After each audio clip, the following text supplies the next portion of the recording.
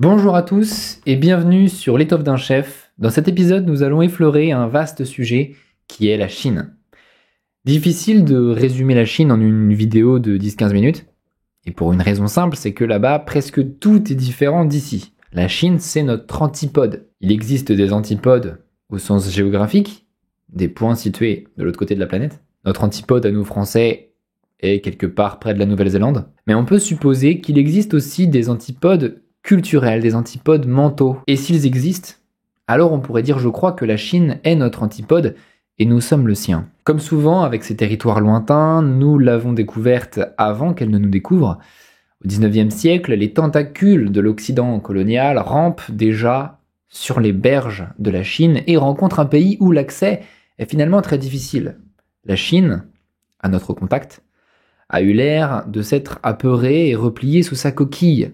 Et longtemps, elle nous fut fermée. Ouais, mais faut croire qu'elle a fini par s'ouvrir. Parce que les technologies, le communisme, tout ça, ça vient pas d'elle. La coquille s'est ouverte, maintenant elle a assimilé presque tout ce que nous pouvions lui apporter, mais attention, si elle s'est ouverte, c'est que nous l'avons forcée à s'ouvrir. Avant cela, la Chine impériale, la Chine des Qing, c'est le nom de la dernière dynastie, la Chine était fermée. Et fermée, dans quel sens fermée ? Tiens, prenons l'exemple de l'ambassadeur Lord Macartney, qui a été l'envoyé de la Grande-Bretagne en 1793, et qui ramenait à l'empereur des présents magnifiques, des planétariums, des télescopes, des berlines, des trucs incroyables. Mais l'empereur Qing n'avait pas l'air d'être impressionné plus que ça. Il regardait ça d'un œil très impassible, à tel point qu'on se demandait s'il n'était pas paralysé du sourcil. Ce que j'essaie de dire, c'est que les échanges culturels n'étaient pas du tout faciles. Dans tous les cas, contrairement aux relations qui ont été nouées avec le calife ottoman, par exemple, ou même avec les tribus africaines, la Chine nous fait comprendre que nous n'avons pas à la façonner. Nous n'avons pas à lui apprendre comment elle devrait être. Nous n'avons pas à lui enseigner la civilisation. Il y a dans l'empereur de Chine, et en l'occurrence l'empereur Qianlong, une parfaite suffisance, dans le sens où la Chine se suffit à elle-même et n'a aucun besoin d'aller vers nous. Elle a une certitude de sa propre supériorité. Et il lui était difficile de regarder les envoyés britanniques, et notamment l'ambassadeur de 1793, le fameux Lord Macartney, autrement que comme de lointains sujets, de lointains barbares, venus lui apporter son tribut. D'ailleurs, quand on a annoncé en Chine la venue de l'ambassade anglaise, les Anglais étaient cités comme les autres peuples tributaires qui payaient le tribut. Il y a les Birmans, il y a les Mongols, et là il y a les Anglais, autres peuples venus prêter allégeance. Vous découvrirez, si vous continuez à me suivre, que l'empereur de Chine pense par définition être le souverain du monde. Et il ne connaît pas d'autres peuples que les vassaux qui lui font allégeance et les barbares qu'il combat comme les Mongols. Donc la Chine ne se veut pas une civilisation parmi d'autres, elle veut être le centre, elle est un milieu. D'ailleurs c'est son nom en chinois, l'empire du milieu. Pékin est le seul point de contact entre le ciel et la terre. Et au XIXe siècle, nous, on débarque là-dedans. Les Anglais surtout, puis les Français plus doucement. Avec notre esprit marchand. Exactement. Et là, on va rentrer dans une histoire extraordinaire qui, de cette première ambassade anglaise, en 1793, conduit aux guerres de l'opium, à l'effondrement des Qing, à la révolution 1911, à Chiang Kai-shek, à Mao Zedong et à ses successeurs. Pour bien comprendre Mao Zedong, il est bon de connaître la Chine impériale qui existait avant lui. C'est une histoire très complexe et je vais vous la raconter dans une série de vidéos qui sera accessible aux adhérents de la chaîne. Si vous adhérez à la chaîne, vous payez 4 € par mois et vous aurez accès à ma série sur la Chine en intégralité, dont le premier épisode est déjà disponible actuellement d'ailleurs. Et je précise que cette adhésion vous donnera accès à toutes mes autres vidéos privées. J'ai fait une trilogie sur Franco, j'ai fait une trilogie sur l'Iran, sur le Congo, sur les débris de l'Autriche-Hongrie, sur Marx et sa pensée, sur Lénine. Donc, vous voyez cette grande bibliothèque, vous y aurez accès en intégralité. Et pour moi, c'est très important, elle me permet de vivre de ce que je fais. Si vous pensez que je le mérite, eh bien, je serais ravi de recevoir votre aide. Si vous êtes intéressé, vous allez sur l'étoffedunchef.fr, inscrivez-vous, c'est très rapide. Vous pouvez également cliquer sur le bouton rejoindre sous cette vidéo. Le bouton rejoindre, c'est exactement la même chose et vous donnera accès aux mêmes choses. Donc vous serez adhérent de la même façon, au même prix. Financièrement, c'est moins arrangeant pour moi que si vous passez par mon site, je vous le dis très honnêtement, mais ça reste une solution de commodité pour ceux qui le souhaitent.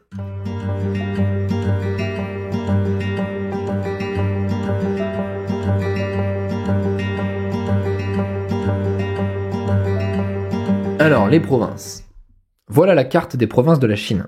Et on est obligé de les apprendre? Eh oui, parce qu'en fait, chacune de ces provinces fait plus ou moins la population de la France. Je vais vous les énumérer. D'abord, à l'endroit de Beijing et Tianjin, il y a le Hebei, puis au sud le Shandong, la province natale de Quanzhou, et le Jiangsu avec ses marécages, le Zhejiang avec Shanghai et Hangzhou, le Fujian où il y a Fuzhou, Guangdong bien sûr, le Guangzhou, et ensuite on remonte, il y a le Guizhou, on laisse le Yunnan sur le côté, ensuite il y a le Hunan, le Hubei, le Henan, le Shanxi. Bon, ça va. Ouais, pardon, peut-être que je m'emporte un peu là. Effectivement, c'est peut-être pas la meilleure des techniques pour apprendre les provinces chinoises. Comment est-ce que je peux vous expliquer ça?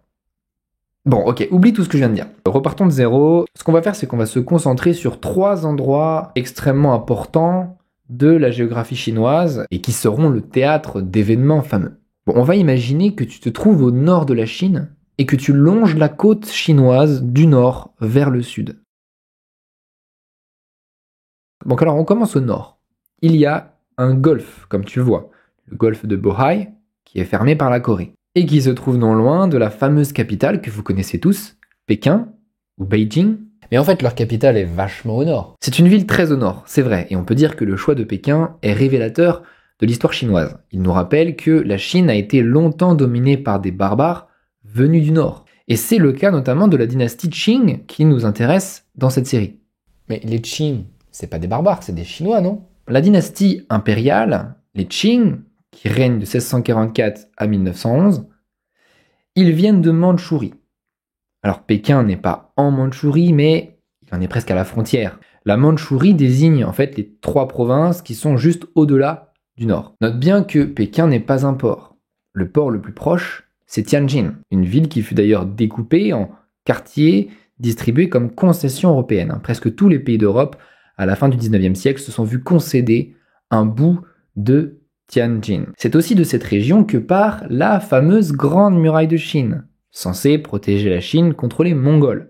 Donc ça, c'était le premier endroit. Maintenant, continuons de longer la côte avec notre doigt et nous arrivons dans une deuxième métropole. Après Pékin, voici le delta du Yangtze, ou le fleuve bleu. Le Yangtze a, dans l'histoire humaine, le privilège d'être le premier endroit où fut cultivé le riz. Son delta n'est qu'un labyrinthe infini de petits lacs et de petites rivières. Ah, mais c'est ici, Shanghai. Oui, c'est ici qu'un petit port de pêche, à force d'échanges avec le reste du monde, est devenu le premier port mondial par volume de conteneurs. Il s'agit de Shanghai. On sera amené, dans mon histoire, à parler de la pègre de Shanghai et des triades. Bon bref, si vous remontez ensuite légèrement le Yangtze, vous trouverez en amont l'étonnante ville de Nankin, célèbre jadis pour sa pagode de porcelaine, et dont je vais, à plusieurs reprises, vous décrire les effroyables souffrances pendant l'époque contemporaine. Nankin est une ville pourtant magnifique, encore aujourd'hui, mais c'est aussi une ville hantée par son passé tragique. Mais vous pouvez remonter encore le Yangtze et vous trouverez plus loin dans les terres Wuhan, dont vous avez sans doute entendu parler à l'époque du Covid en fait. Bien, continuons de longer la côte, laissons l'île de Taïwan sur notre gauche, et l'on tombe sur la 3e grande métropole, ce qu'aujourd'hui nous appelons l'agglomération cantonaise. Nous sommes à Canton, ou Guangzhou. Plus précisément, nous sommes à l'embouchure de la rivière des Perles. Avant que Shanghai fût, c'était Canton qui possédait le monopole du commerce extérieur en Chine. Si vous descendez le cours de la rivière des Perles, vous laissez Canton derrière vous, et au bout, avant de rejoindre l'océan, sur votre droite, vous avez Macao, la célèbre colonie portugaise, avec ses fameux casinos, et sur votre gauche, une île au-devant d'une péninsule formant le fameux territoire de Hong Kong. Canton, Macao, Hong Kong et encore d'autres grandes villes forment à eux tous l'agglomération cantonaise. En outre, et je terminerai par là, la majorité de la population de toute façon est concentrée du côté du littoral. Et là, sur ta carte de la densité de population, là, je vois un foyer là dans les terres côté montagne. Oui, bonne remarque. Ça, c'est le Sichuan. Un autre foyer à connaître aussi sur les flancs du plateau tibétain. Cette région est certainement l'une des plus belles du monde et elle a pu servir de zone de repli à l'époque de l'agression japonaise. Donc effectivement, c'est une province chinoise qu'il faut connaître, elle est très connue et qui est à l'intérieur des terres, le Sichuan. Quand vous entendrez parler par exemple du roman des 3 royaumes, qui est très connu, qui est un peu l'équivalent de l'Iliade en Chine, Eh bien, quand on dit les 3 royaumes, en fait, on parle de la Chine du Nord, de la Chine du Sud et du Sichuan. Bon, revenons à la côte. Pour expliquer la géographie, tu as remarqué que je suis parti du nord vers le sud.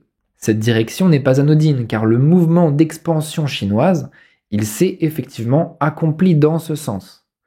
La vieille Chine archaïque, celle de Confucius, tenait tout entière au nord du Yangtze. Et progressivement, les Chinois ont dévalé vers le sud. C'est pour ça que le nord, il est linguistiquement et ethniquement quasi unifié, on y parle des dialectes mandarins, mais le sud, lui, il est linguistiquement très divers et même ethniquement, on va le voir avec les Zhuang et les Miao. Et attends, Taïwan, c'est chinois, on est d'accord. Alors, la Chine, en plus de sa masse continentale, possède 2 îles, Taïwan, que nous appelions Formose autrefois. Un jour, il se réglera le problème de Formose. Et qu'on devrait peut-être continuer à appeler Formose, d'ailleurs, je ne sais pas pourquoi on a arrêté. Et Hainan. Alors ces 2 îles, Taïwan, Hainan, appartiennent au monde chinois, mais elles y sont entrées plus tardivement. Les Chinois ne s'intéressent à Taïwan vraiment que sous les Yuan, donc au XIIIe siècle, et longtemps il n'y avait pas d'établissement durable. De plus, les aléas de l'histoire en ont fait une zone finalement politiquement incertaine, tantôt refuge politique, tantôt conquête japonaise. Et donc si vous êtes minimaliste, vous diriez que cette île n'a vraiment été contrôlée par le régime chinois que pendant 200 ans, entre 1683 et 1895. Et pourtant, par son histoire même, Taïwan appartient au monde chinois, et on essaiera dans cette série d'en explorer l'histoire. C'est un territoire plein de paradoxes.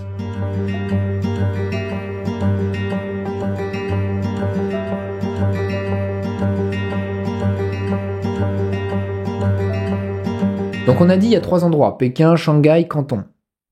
Ça paraît plutôt simple à retenir. Je vais vous faire remarquer quelque chose. C'est que ces 3 lieux côtiers dont j'ai parlé sont très éloignés les uns des autres. Ils sont séparés de 1200 km. Et autant vous le dire tout de suite, on n'y parle pas la même langue. Le pékinois, le shanghaïen et le cantonais sont 3 langues différentes. Il n'y a pas vraiment d'unité linguistique dans ce pays. Le chinois n'est pas une langue, c'est une famille de langues qui ne sont pas mutuellement intelligibles.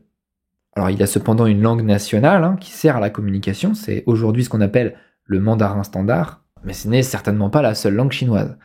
Par exemple, Mao Zedong a toujours parlé le mandarin avec un accent.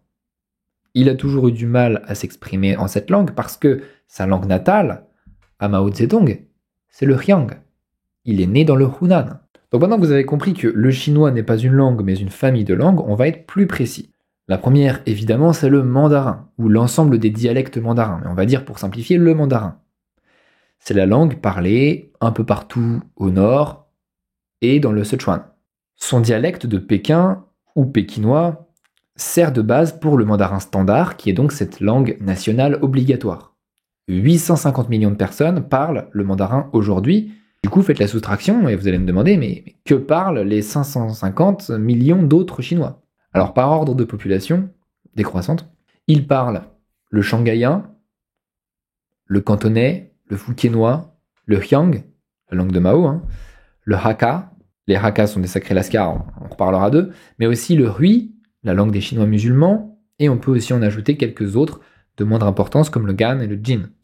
Mais ces langues ont tout un point commun, c'est qu'elles s'écrivent de la même façon. Lorsque les Chinois regardent les infos à la télé, le présentateur ne s'exprime pas dans leur langue maternelle souvent, mais s'il y a des sous-titres ou des bandeaux d'informations, tout le monde peut les lire, sans aucune difficulté. Et les sous-titres, ils sont en quelle langue ? Elles sont pas dans une langue en particulier, elles sont tout en même temps en fait. Les sous-titres, c'est de l'écriture chinoise, une écriture unifiée pour tout le pays. Et cela est rendu possible parce que l'écriture chinoise n'est pas alphabétique, comme nous, mais logographique. Ah ouais ? Et quel rapport ?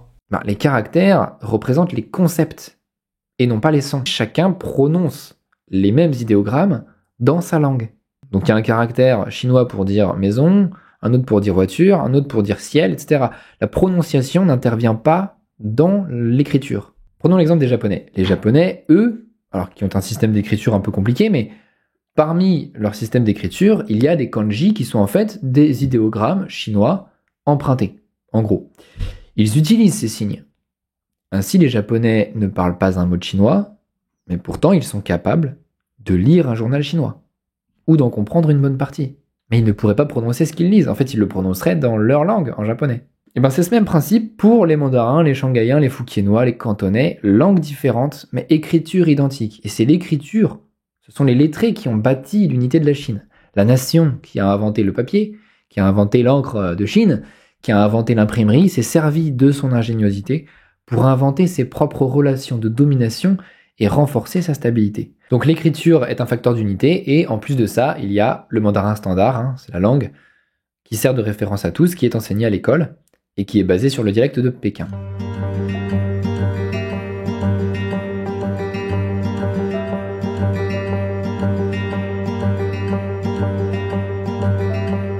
Bon, on a parlé des nombreuses langues chinoises, mais tous ces groupes font partie d'un seul groupe ethno-linguistique, les Chinois, qu'on peut appeler aussi les Han.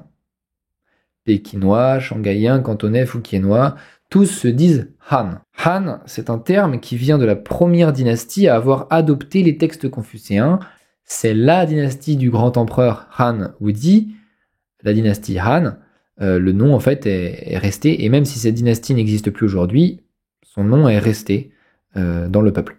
Pourtant, il existe en Chine d'autres peuples qui ne sont pas chinois, qui ne sont pas Han. Certes, les Han colonisent toute la Chine, ils composent 91% du pays, on voit, il y a une majorité ethnique écrasante, mais les Chinois n'ont pas toujours été aussi nombreux partout. Alors il y a officiellement 56 minorités ethniques, mais on va retenir simplement celles auxquelles l'historien s'intéresse. Il y a 4 régions qui ont été absorbées par la Chine, mais qui ne sont pas dans la Chine historique proprement dit. Ces 4 régions ont une importance fondamentale dans l'expansion de la Chine millénaire. La Mandchourie, qui a été habitée longtemps par les Mandchous, ils doivent être 10 millions. Et en fait, les Qing, comme je vous disais, la dernière dynastie chinoise qui a duré 3 siècles, était une dynastie mandchoue et non pas chinoise. Ils ont donc une place de premier plan dans l'histoire récente.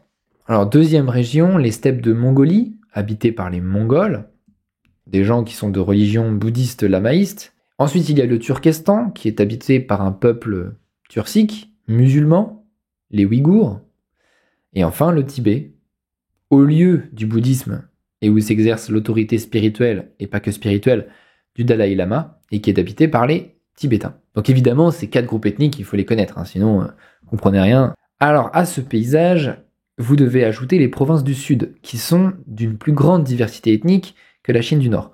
La première minorité ethnique en nombre, ce sont les Zhuang, qui sont les plus nombreux, ils sont 16 millions. C'est la première minorité ethnique de Chine en réalité.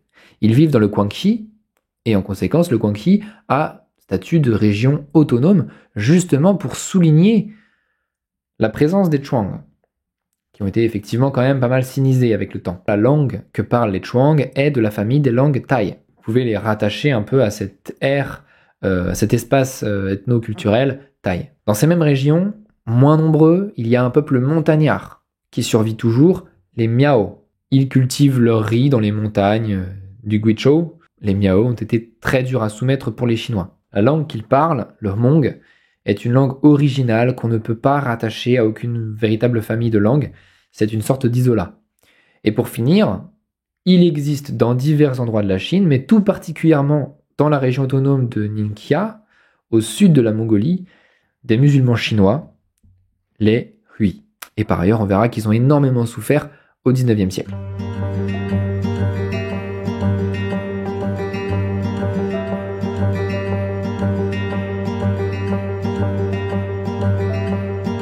Alors, je vais être bref sur les croyances parce que c'est tout un monde, c'est un monde d'ailleurs passionnant, et en fait, la seule façon de vraiment traiter le sujet, c'est de se lancer dans une grande explication. Alors, il y a 3 croyances principales qui cohabitent d'une certaine façon, le confucianisme, le taoïsme et le bouddhisme. Malgré leurs grandes différences, leurs 3 fondateurs historiques ont vécu tous à peu près en même temps, à cheval entre le 6e et le 5e siècle avant Jésus-Christ, respectivement Confucius, pour le confucianisme, Lao Tzu pour le taoïsme et Shakyamuni pour le bouddhisme. Leurs pensées ont véritablement fécondé la Chine et nous expliqueront de quelle manière. Alors, est-ce que ce sont des cultes, des écoles de pensée, des religions ? C'est compliqué, J'en parlerai pas aujourd'hui, c'est un sujet énorme qui mérite une vidéo à part, peut-être même plusieurs vidéos sur chacune d'entre elles. Mais ne vous inquiétez pas, on en parlera. Et les Chinois, ils croient en la réincarnation, on est d'accord? Alors maintenant non, ils y croient plus du tout, mais fin 19e siècle, oui, tout le monde croyait à la réincarnation, bien sûr. J'ai envie de dire même tout le peuple, jusqu'au dernier des pelleteurs. Pour qualifier un dangereux malfrat, à la fin du 19e, on disait de lui, il croit même pas à la réincarnation. Un peu comme nous disions autrefois, il ne croit ni en Dieu ni en diable. Les élites lettrées, elles, restaient quand même un petit peu distantes sur cette unanimité autour de la réincarnation. Je ne sais pas si elles y croyaient vraiment. En tout cas, le confucianisme n'inclut pas vraiment la réincarnation dans son système, mais elles ont laissé croire. Nous avons fini ce petit tour d'horizon de la Chine. Je vous rappelle que je fais une saga sur les 2 derniers siècles chinois. Voilà, donc on va parler aussi bien des guerres de l'opium que de Mao Zedong et même de ce qui s'est passé après. Le premier épisode qui porte sur les guerres de l'opium est déjà sorti. Qu'appelle-t-on les guerres de l'opium? Est-ce que les Chinois nous en veulent? Si oui, pourquoi ont-ils raison de nous en vouloir pour tout ce qui s'est passé? Toutes ces questions trouvent leur réponse sur ma chaîne, donc allez-y adhérer, 4 € par mois sur l'étoffedunchef.fr, vous serez le bienvenu. Et pour les autres, il y aura aussi des vidéos sur la Chine en public, ne vous inquiétez pas, restez abonnés et à très bientôt sur l'étoffe d'un chef.